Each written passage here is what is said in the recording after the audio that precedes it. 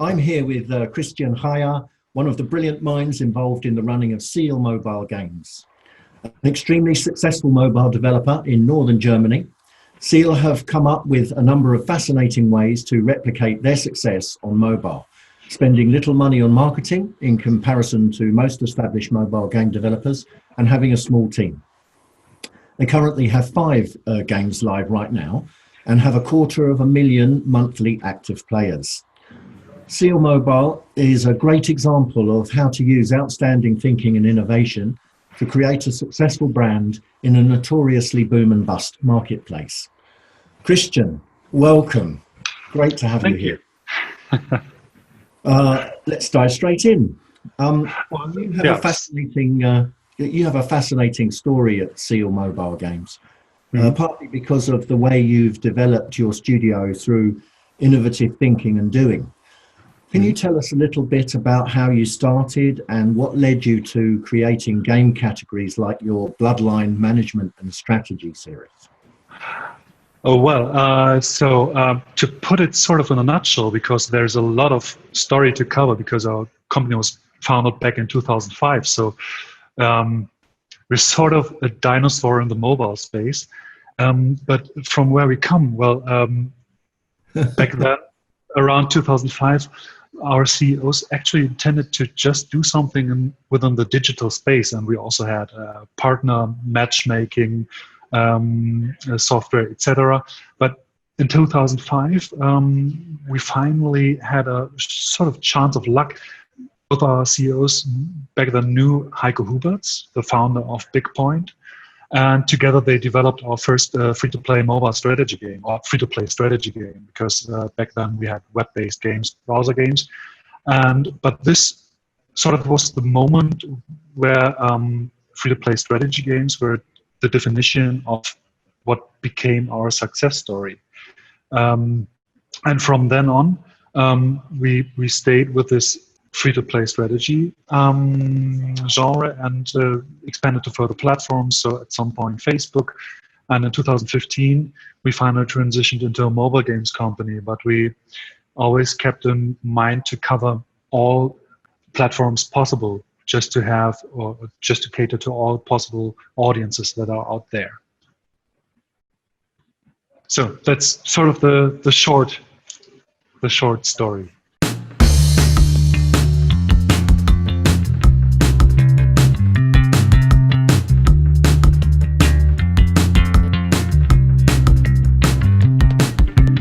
Out there.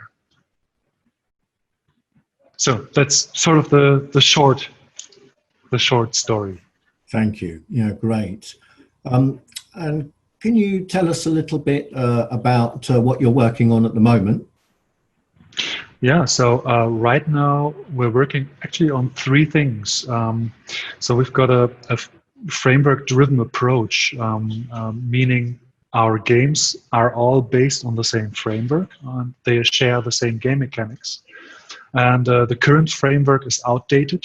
And we do one thing. So we have this portfolio of sort of outdated titles that we still maintain with live ops, and we still produce features for our players.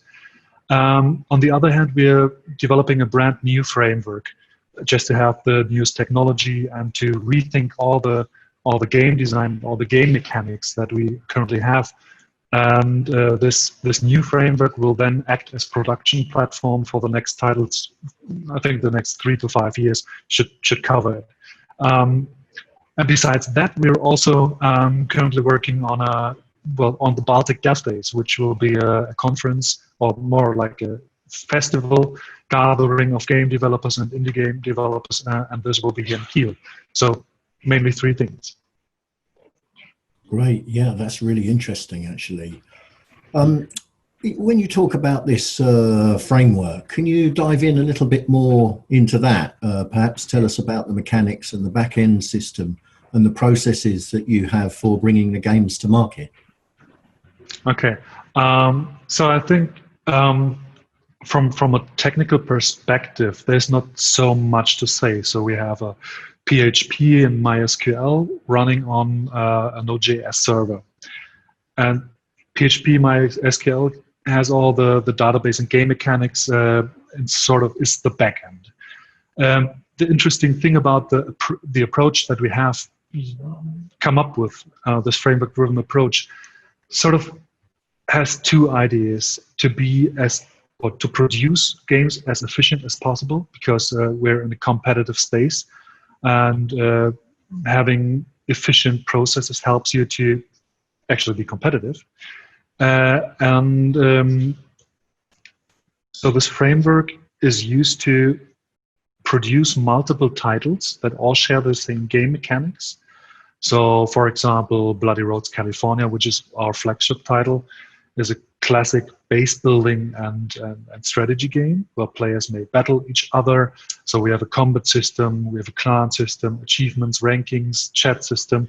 So you name it, we most likely have it. And based on these core game mechanics, we also have additional titles. You said 5 titles. Interestingly, only 3 of them became commercially successful, but this sort of shows the approach that we have. So it's an iterative approach. We usually dive into Facebook analytics, try to find highly solvent target audiences. If we find them, we try to identify a setting of particular interest to those audiences. If we find one, very well, let's say it's Wild West, then we produce all the art assets, which takes like 3 to 6 months. And by this framework-driven approach, we can easily squeeze in all the art assets. All the game mechanics are already in place, and we have got a proven business concept or business model. And we can sort of instantly go to full launch. So sometimes there's, of course, a risk, but when I'm talking full launch, we always go full launch with performance-driven marketing. I mean, that's incredible. So you're actually using the audience in advance to decide what games you're going to make. Yes. And with the new framework, we will even go a step further in bringing in the audience and a select few of users to test our new game mechanics. Oh, that's fabulous. Really is unusual and innovative. So do you, your audience itself, do you have different games for different groups? So teenagers, say, or kids market, or football, soccer mums, as they call them in the States? I'd say yes and no. Mainly no, because our titles are all free-to-play strategy games. So they attract a specific audience, usually male, gender. I think around about 85% of our users are male. But it also always has something to do with the product itself. So our Outlaw Biker themed title, which is like Sons of Anarchy style, very strongly attracts a male audience. But if you take them a look to our Wild West themed game, this one has a slightly more female audience. So it always depends. Yeah, so but under the framework, I suppose it's completely possible that you could target any audience if you found that solvent audience on Facebook. Obviously, you'd have to write the particular mechanic. Yes, exactly. So if you play around with this idea, yes, I think we could easily come up with, let's say, a horse management game that caters towards a female audience, 15 to 20, something like that. So this girl management style, making it graphics-wise more appealing to a younger audience. That would be definitely possible, yes. Wow. I have a question here. It says, how much of an impact would you say that this had on the success of your studio? But it sounds like the studio is built around the framework. Yes, you can say that. And I think the answer to that is crucial. If we hadn't rethought the way how we work, if we hadn't streamlined all those processes, we would have been gone since 2014 maybe. Because 2014 was one of those years that was really, really, really, really tough for us. We had to let go some of our employees. I, for example, also left the company, and on a skeleton crew, we worked on this first mobile framework. And at the point when we finished the production or the development of this framework, our CEOs brought back all the people, those that still were available. But we are a company that is a very strong family-driven culture, sort of. So yes, and this framework-driven approach with all the iterative processes and agile mindset is very strong, embedded within our culture, company culture.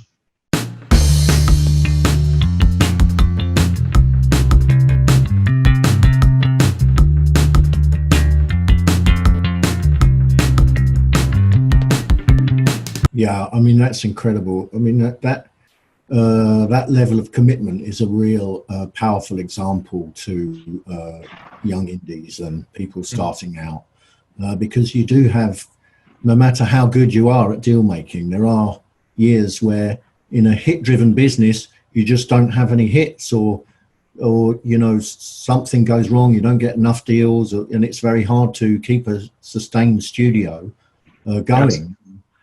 At one point, we had 140 people altogether, and it was costing over £250,000 a month just to keep the doors open. So I completely understand. And it's important to keep that in mind. I mean, you can always bring in more people, but doubling the number of employees does not mean that you double the productivity of your company. That's also one of the reasons why we as a studio intend to still have a family spirit-driven company, sort of, with maybe in the future 20 to 50 people, but even 50 is a number of employees that you still have to manage and maintain all the processes. Is quite a difficult or challenging task. Yeah, it's very difficult to keep that family feeling when the family is so large. Exactly.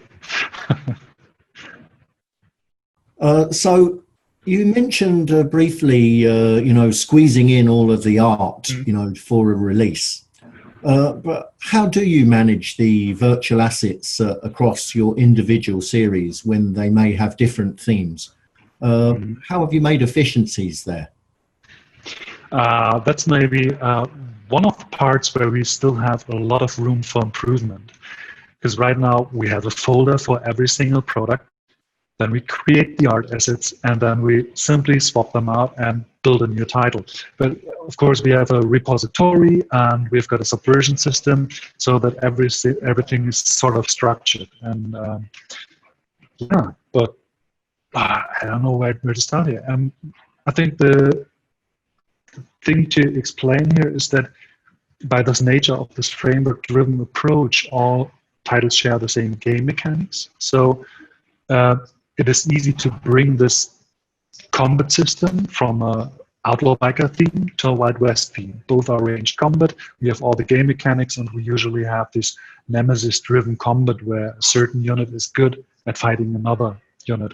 Other efficiencies are all the buildings are usually similar, or maybe even the same. They just have other names. For example, we have one building that covers the overall productivity within your base. In our latest game, Vikings at War, this one is I think the Ting place, where it's like a gathering place, and you have faith as level for productivity within your base. And if you take a look to the Outlaw Biker game, there we have, there you simply bribe the cops, because cops disturb your business, your dirty business, and so you simply bribe them, and if you cover 100%, you're safe.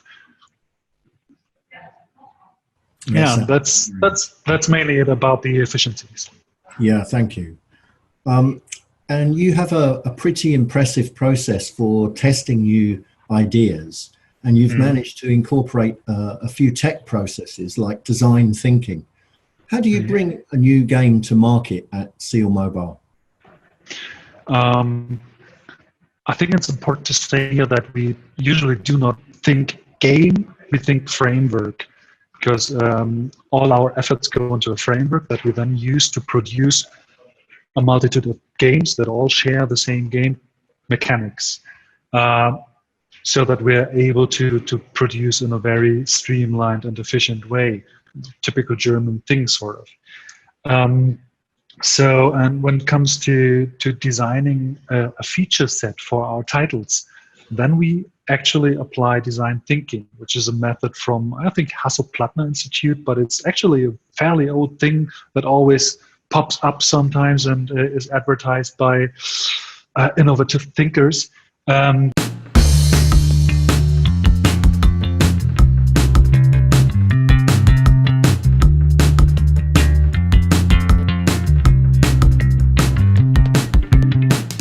way how we utilize design thinking is we sort of mixed it with a little bit lean production, so Eric Rice lean thinking methods, and also an entrepreneurial mindset.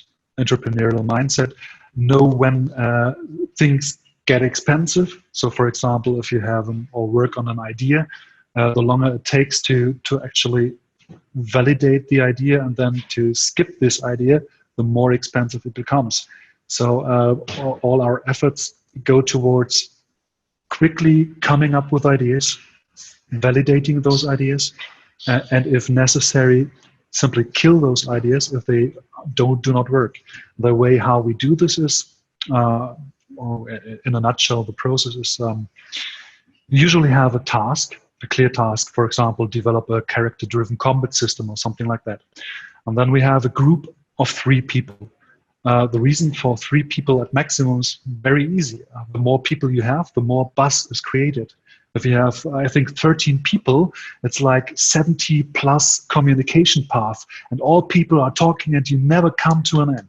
So we have a clear number of people, 3, and then there's always a moderator who's interfering if people do not focus on the task that is at hand.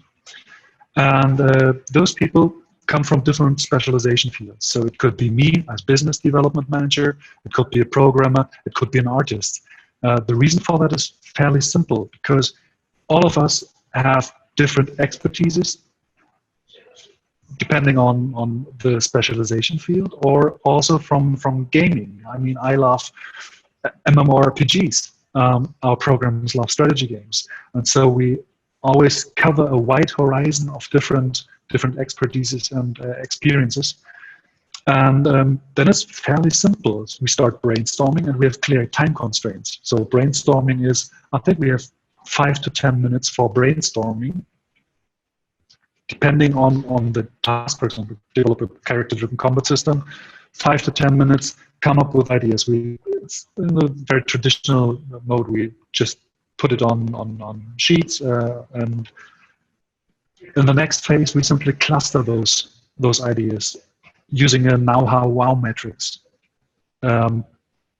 This know-how-wow matrix is used to identify if it's technically possible to realize this idea, and also to identify if it makes sense to develop this idea from a perspective of our users and from the perspective of our business.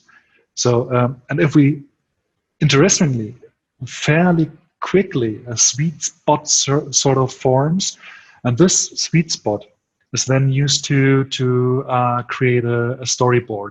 And this storyboard is then used to pitch in front of the whole company. And there is no discussion allowed. With this pitch, we take the whole feedback, and within the next step, the feedback is embedded in this storyboard, and we create a new storyboard. And then we pitch again, rinse and repeat until we are satisfied with the output. Is that written feedback or verbal feedback?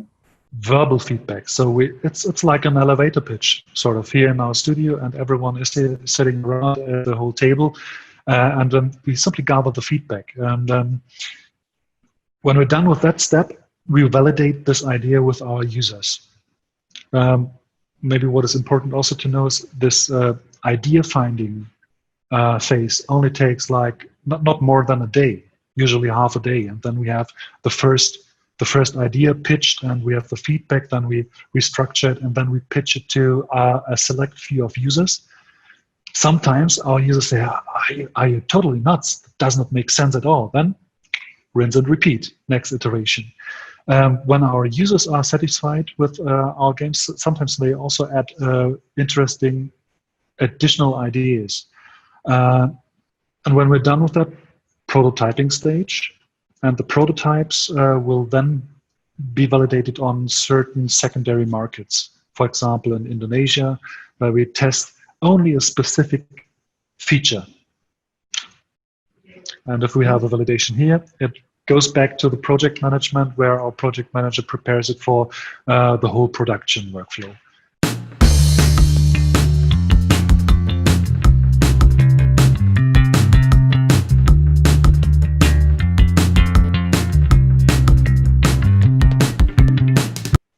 I don't know, how large is the user group testing?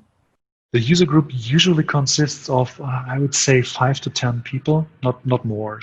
But also here, I have to be honest about that. We clearly focus on users that become active players and also that become paying players, because in those strategy games segment, only a small number of players usually converts to paying user. And so for us as a business, it's really important. Yeah, thank you. Well, I mean, that's fascinating. I really appreciate you going into such depth there. I'm sure our users will appreciate that. Such a quick and cost-effective way to test out new ideas. So that process normally takes about a day, you know, give and take. But how is the rest of your studio structured? Do you have a traditional team set up where programmers and artists are working a lot side by side? Yes, not in the traditional sense that you experience with AAA studios, because we simply do not have the resources to have, let's say, a huge game design team. That's also one of the reasons why we came up with this design thinking approach for game design. So our production team, well, we have got one technical director who covers all the project management and all the planning. And the production team consists of 2 backend programmers, 2 Unity developers, and we have 3 artists. And we have not such a strong specialization. It's more like generalists with a slight specialization. Yeah, thank you. So perhaps we could talk about marketing.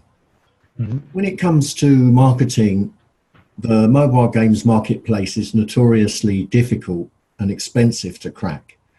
Yet you've found a way to do so without breaking the bank. What do you recommend to game developers doing marketing on mobile? The Deming cycle is what I would recommend. The Deming cycle is fairly known in economics. It's plan, do, check, act. So first, think about the product that you have. A strategy game, well, let's just talk about casual games, for example. A casual game, you can advertise it on many different platforms, and it's easy to get lost in this jungle of platforms. So I think it makes sense to first focus on your product, identify your target audience, and the next step, identify the platforms where you may find your target audience, and then focus on the platform first. Because as you mentioned, it can become quite expensive to run user acquisition. And so I usually recommend to exactly this approach. My first bet without advertising any platform is take a closer look to Facebook. They have good documentation. They have a lot of users. I mean, it's like 1.5 billion users right now, or even more. So it's a good starting point, and from there you can then expand to further platforms if needed. So a clear, structured approach. Think about your audience. Think about the platform, and then plan, do, check, act. Also your campaigns. You also have always to keep in mind which, well, art assets you use for advertising your games, and also sometimes think outside the box. You do not always need to just start advertising with user acquisition on those platforms. You could also approach organizers of events and conferences. I often see on different conferences a lot of high quality indie titles, and this is also a good chance to gain exposure.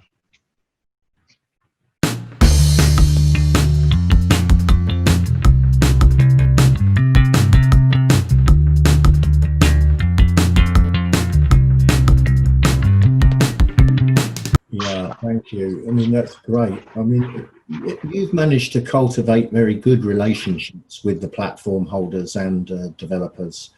How have you done that?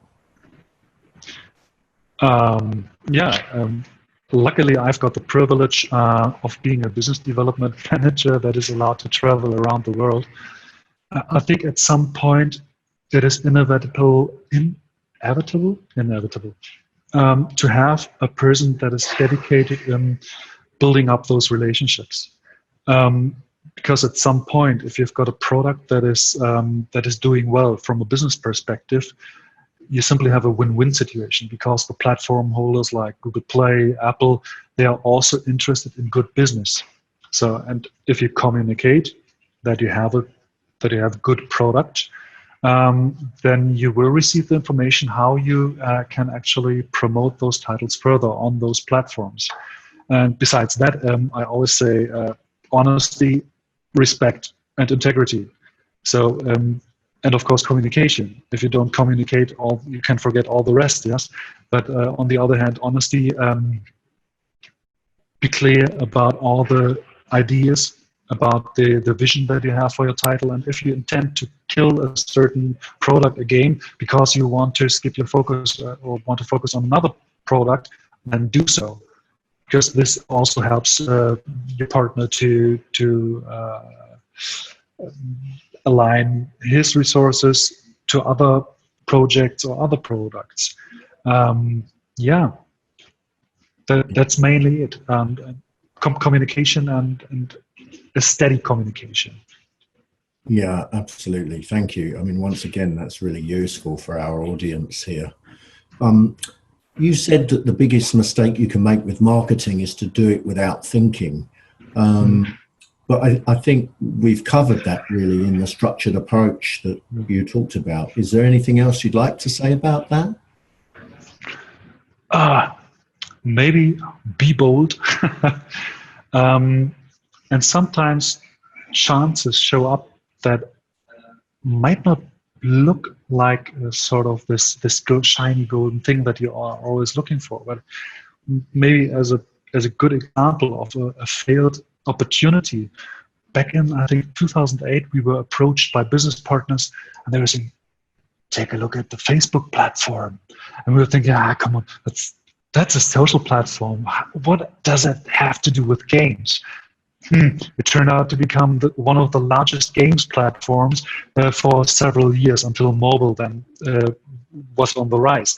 So be open for opportunities.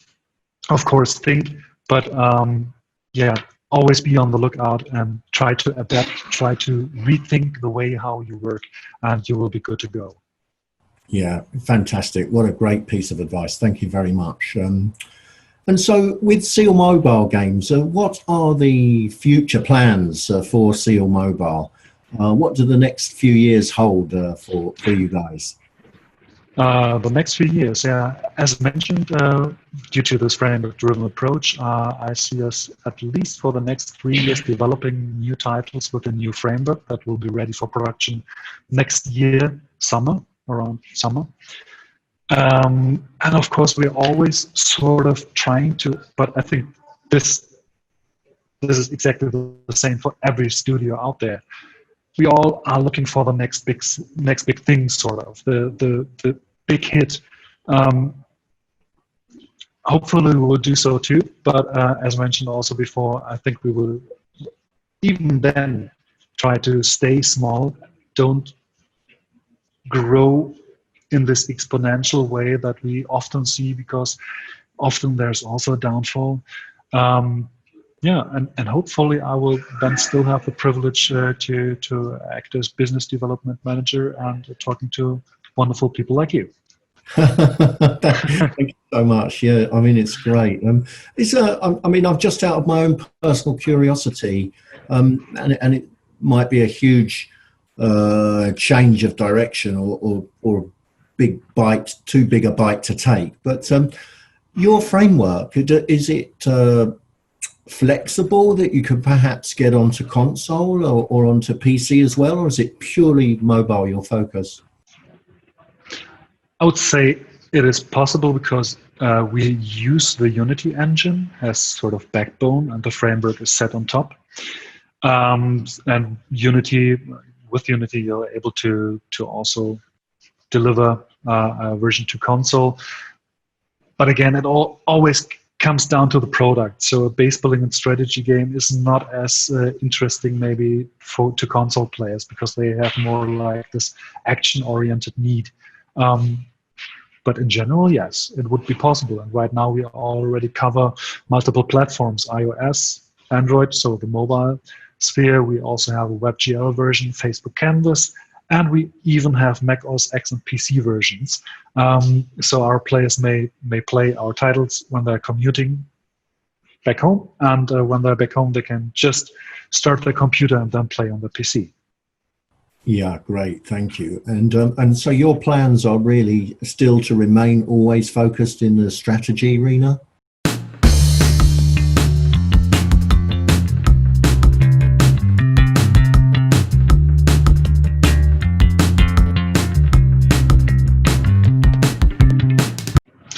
For the moment, yes, because that's what we're good in doing.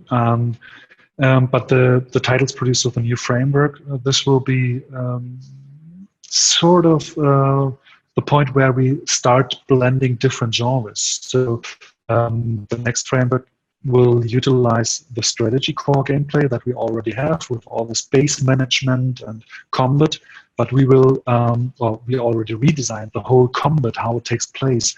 We will move from a unit-based combat system to a character-driven combat system, where you have characters that you can equip with different items. You can equip skills. You will be able to simply well, upgrade them.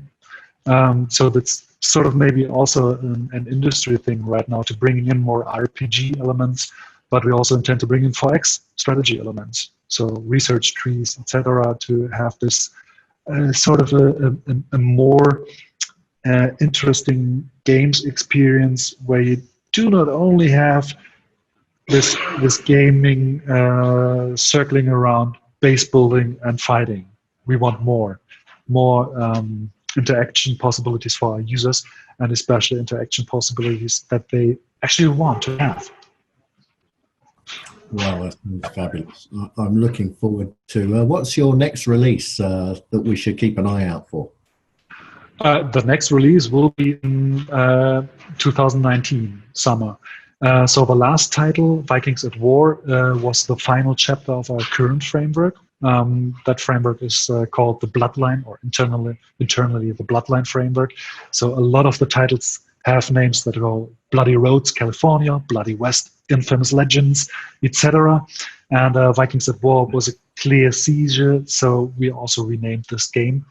And we played around with the user interface, also with different camera angles for the setting, and sort of try to get out the maximum out of this framework that is possible. But there's a clear technical limitation. So, for example, when our games are featured on Google Play, it's tough, and our backend programmers usually are not that happy about featuring, because they put a lot of stress on the backend.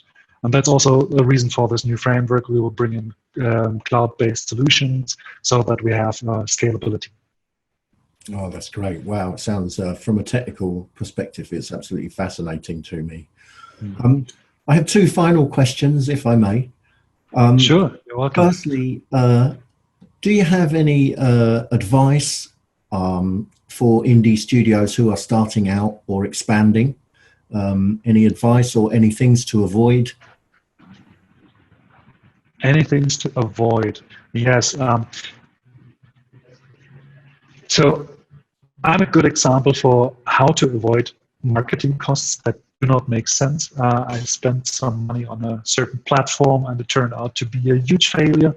So focus on your product, think about the audience, think about where to find this audience, and then simply focus on this platform where you find this audience when you want to advertise your game. This is, I think, crucial for success, especially in the very beginning as an indie. And what's the time frame for that? How in advance do you need to start to find your players, would you say? I wouldn't just say to find your players, but actually to communicate, start communicating. And I think it's at the very beginning when you have the idea of a game, because the earlier you talk to people, you don't have to go public, whole public. I mean, choose a select few of people that you trust, bring them in, get their idea, get their opinion, and then with time expand the circle of people you're talking to. And at some point, I mean, also while you're developing your game, get in touch with people, try to define your audience by talking very early while developing your game. This greatly helps, and it generates a lot of learnings that you can use then. Oh, thank you. That's fabulous. Any other things new or expanding indies should avoid, or anything that you definitely recommend they should do? Oh my God. I think I sort of covered the majority so far. Okay. I have one more. Sorry, did I interrupt you? No. Okay. I have one more. If you had your time over again, is there anything that you'd do differently? Personally, I would have joined the games industry a lot earlier, because I started as studying dentistry, and then at some point I figured out, okay, games is what I want to do. And then moving from dentistry to games, it took some time. Yeah, well done for doing that. And yeah, I mean, I was, I understand that completely. I was doing interactive CD-ROM, you know, like the history of punk on CD-ROM, Philips CDI. And I was doing Bob Marley and some Second World War stuff for HarperCollins on CD. Okay. And we were getting, you know, 50 to 100,000 pounds per contract, which was great. But the guys up the road who were working on PlayStation 1 were getting millions in royalties. So yeah, millions in royalties. I mean, there's always this big vision, this big game that you're looking at, but you don't always have to have this very, very big game. I mean, we are a prime example for a company that manages to do, or we do not only survive, we have a profitable business, yet we are not Supercell or King or Zynga or all these other companies that are fairly huge. To me, success is when you can make a living out of games. Done.